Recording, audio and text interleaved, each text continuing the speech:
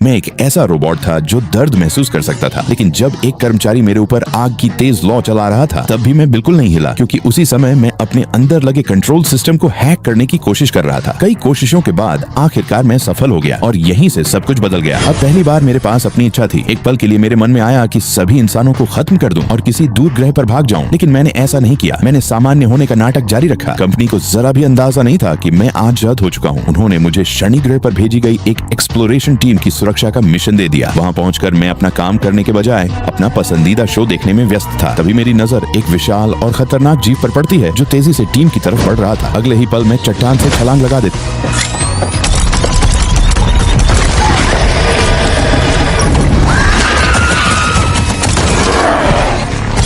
राक्षस सीधे मेरी तरफ झपटता है और मुझे निगल जाता है। अंधेरे के अंदर फंसा मैं तुरंत अपनी गन निकालता हूँ। धड़ाम धड़ाम गोलियों की आवाज गूंज उठती है। राक्षस के शरीर के अंदर विस्फोट होने लगते हैं। तभी मुझे पता चलता है कि वह 2 सिर वाला विशाल कीड़ा है। वह दर्द से तड़पने लगता है और आखिरकार मुझे बाहर फेंककर जमीन के नीचे भाग जाता है। मैं तुरंत टीम के पास पहुंचता हूँ, लेकिन वे कीड़े से ज्यादा मेरी हालत देखकर डर जाते हैं। मेरे शरीर का एक हिस्सा फट चुका था और अंदर का जैविक मांस दिखाई दे रहा था। टीम के एक सदस्य को शांत करने के लिए मैं अपना हेलमेट उतार देता हूँ, लेकिन यही मेरी सबसे बड़ी गलती थी। एक सिक्योरिटी रोबोट अपने आप हेलमेट नहीं उतार सकता। अगर कंपनी को पता चल गया तो वे मुझे नष्ट कर देंगे। कुछ देर के लिए मेरे मन में सभी को मार देने का ख्याल आता है, लेकिन मैं खुद को रोक लेता हूँ। बेस पर लौटने के बाद डॉक्टर को मुझ पर शक होने लगता है। उसे लगता है कि मैंने अपना कंट्रोल सिस्टम तोड़ दिया है। हालांकि जांच में कुछ नहीं मिलता। उन्हें नहीं पता था कि मैं उनकी हर बात सुन रहा था। इसी दौरान मेरी मरम्मत की जा रही थी कि अचानक मेरे दिमाग में एक पुरानी याद चमकती है। मैं खुद को बंदूक पकड़े कई लोगों को मारते हुए देखता हूँ। ये याद क्या थी मुझे खुद नहीं पता। अगले दिन टीम उस रहस्यमय कीड़े की जांच शुरू करती है। डॉक्टर वापस उसी जगह जाती है जहाँ उसे एक और विशाल कीड़ा दिखाई देता है, लेकिन वह हमला नहीं करता।